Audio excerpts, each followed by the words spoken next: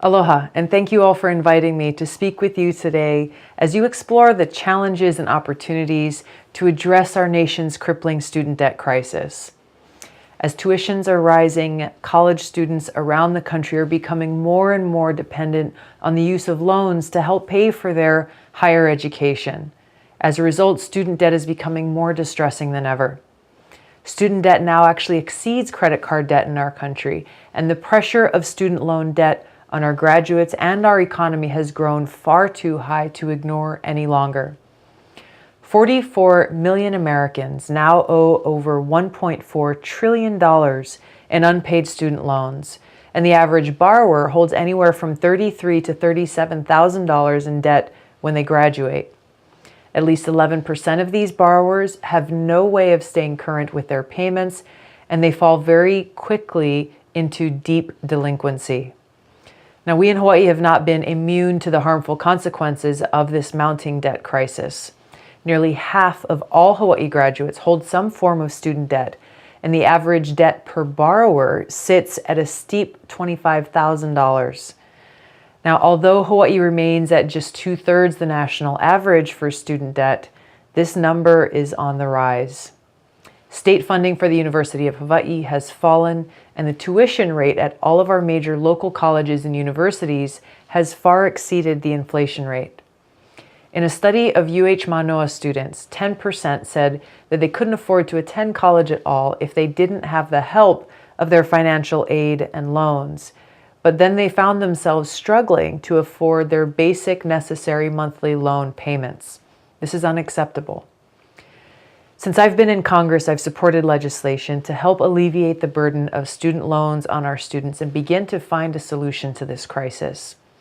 I helped to launch the Congressional Future Caucus my first year in Congress, which was focused on bringing millennial leaders from both sides of the aisle together to address the challenges of our generation.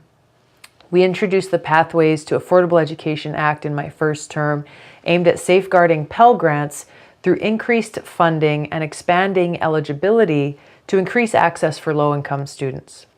I've also supported bills like the Help for Students and Parents Act, which would give tax credits to businesses that assist in paying off the student loans of their employees, taking much off of their monthly payment burden off of their backs of these working graduates.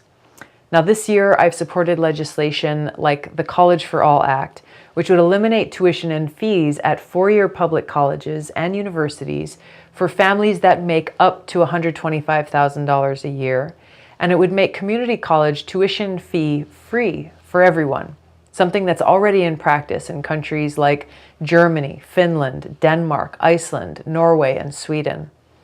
It would also help us to dramatically reduce crushing student loan debt for both our students and their parents by cutting all student loan interest rates for new borrowers in half, enabling existing borrowers to refinance their loans based on the interest rates available to new borrowers, less than 2% for federal loans made to undergraduates, and preventing the federal government from profiting off of the student loan program.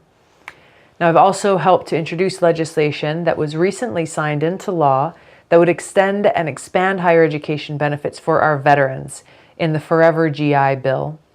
It would also, there's other legislation that I've supported to assist refugees and people who are seeking asylum to help them get in-state tuition rates and open the door for new opportunities to them.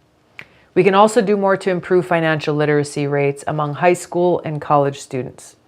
Now, according to a study conducted by the World Bank, Standard & Poor's, and the Global Financial Literacy Excellence Center, the United States ranks 14th in the world in financial literacy, with millennials scoring at significantly lower rates than older generations.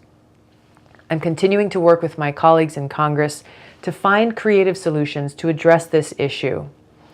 The AAUW has been one of the strongest voices in this fight against mounting student debt. Mahalo for inviting me to join you today and share in this ongoing discussion.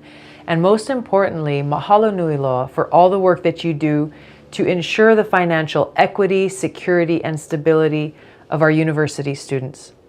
I look forward to hearing the ideas that come out of your panel discussions today and working with you as we together make progress on this crisis facing our nation's students. Mahalo.